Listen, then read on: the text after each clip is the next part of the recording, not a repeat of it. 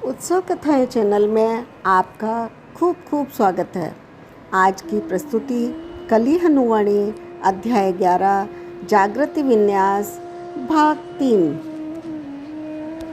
हनुमान जी मातंगों से कहते हैं कि मैं अनिता को दरिद्रता से भरी दृश्य श्रृंखला से निकालकर समृद्धि से भरी दृश्य श्रृंखला में स्थानांतरित होने में सहायता करने वाला हूँ, परंतु उसे तो परम ज्ञान की प्राप्ति नहीं हुई है देव। उसकी मानसिक चतुरकाया दृश्यमान नहीं हुई है। उसकी आत्मा अचानक जागृत कैसे हो सकती है? उर्मी ने पूछा।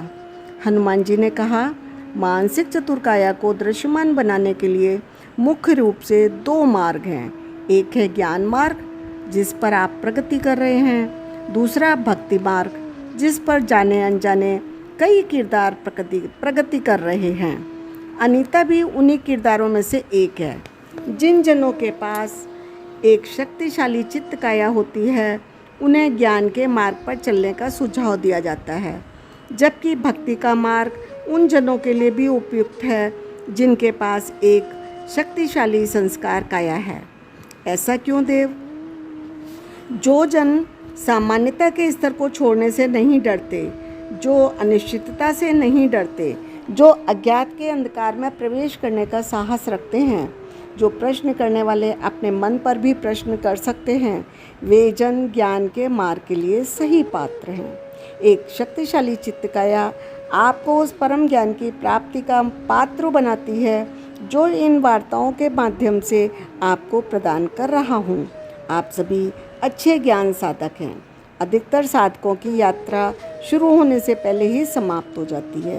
वे विशेषज्ञ बाधा को पार करने में विफल रहते हैं। आप उस बाधा को पहले ही पार कर चुके हैं, चिरंजीवी गुरु बोले। उर्मी ने पूछा, देव, ये विशेषज्ञ बाधा क्या है जिसे हमने अनजाने में ही पार कर लिया है? उर्वा ने कहा, मुझे लगता है कि मैं इसके बारे में जानता हूँ। हमारा तन मन एक उपकरण है जिसके माध्यम से हम इस संसार का अनुभव कर रहे हैं। विभिन्न उपकरण एक ही बात को अलग अलग ढंग से दिखा सकते हैं। हम मनुष्य अहंकार या अज्ञानता के कारण यह मानते हैं कि हम जो देख रहे हैं वही वास्तविक है। यह मान्यता ज्ञान के मार्ग में सबसे बड़ी बाधा है।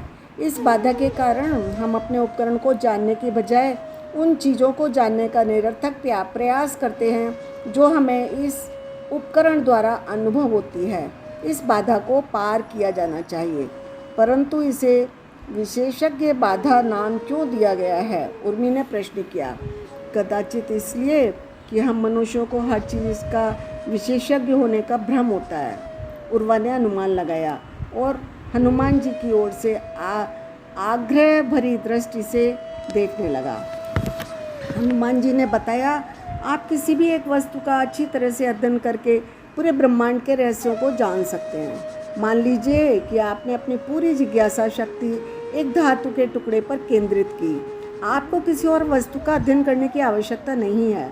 बस धातु का एक टुकड़ा आपको पूर्ण सत्य तक पहुंचा सकता है यदि उसका अच्छी तरह से अध्ययन किया जाए। अध्ययन में आई सभी बाधाओं को यदि आप पार करते जाएंगे तो आप अध्ययन की सीमा पार कर जाएंगे और उस परम सत्य के साथ एक हो जाएंगे जिसका अध्ययन नहीं किया जा सकता। बाधा तब आती है जब आपको ये लगने लगता है कि आप धातुओं के विज्ञान में एक विशेषज्ञ बन गए हैं। आपको ये लगने लगता है कि धातुओं के बारे में जो भी कुछ जानने योग्य था, आप उसे जान चुके हैं। विशेष रूप से मुख्य धारा में रहने वाले साधकों के लिए इस बाधा को पार करना असंभव सा है। कल्पना कीजिए, आप मुख्य धारा के समाज में रहते हैं और धातुओं के विज्ञान में विशेषज्ञ बन गए हैं। आपका अगला लक्ष्य क्या होगा? धातुओं के विज्ञान में बेहतर से भी बेहतर होते जाना, उर्वा ने अनुमान लगाया। इससे भी बदतर, हनुमान जी ने मंद स्वर में कहा, आप अपने ज्ञान का उपयोग अपने और अपने परिवार के भविष्य को सुरक्षित करने, रिश्ते बनाने, समाज में एक छवि बनाने और बनाए रखने के लिए करने लगते हैं। जब आप किसी विषय में विशेषज्ञ बन जाते हैं तो आपकी बुद्धि, विवेक और संस्कार संतुष्टि का रस लेने लगते हैं। वे इस धारणा में बन जाते हैं कि विशेषज्ञ बाधा के भीतर रहकर ही पूर्णता और परम सुख की प्राप्ति हो सकती है। यदि आपकी चित्त काया की शक्ति अन्य 3 मानसिक कायाओं की संयुक्त शक्ति की तुलना में अधिक है तो आप विशेषज्ञ बाधा पार कर सकते हैं। आप अपनी विशेषज्ञता के क्षेत्र की गहराइयों में उतरेंगे तो दर्शन और अध्यात्म को प्राप्त हो जाएंगे। उससे भी अधिक गहराई में उतरेंगे तो आप परम सत्य को प्राप्त हो जाएंगे। एक शक्तिशाली चित्त होने के कारण आप सामान्यता के स्तर को छोड़ पाएंगे, अपने विश्राम क्षेत्र से बाहर निकल पाएंगे, मानवता के सर्वशक्तिमान होने की धारणा से बाहर निकल जाएंगे। जो मन ज्ञान प्राप्त करने के लिए आपको इधर उधर भटकाता है उस मन को जान पाएंगे। जो मन अन्य वस्तुओं का अवलोकन करता है उसके ऊपर भी अवलोकन करके प्रकाश डाल पाएंगे। अपनी अदृश्य मानसिक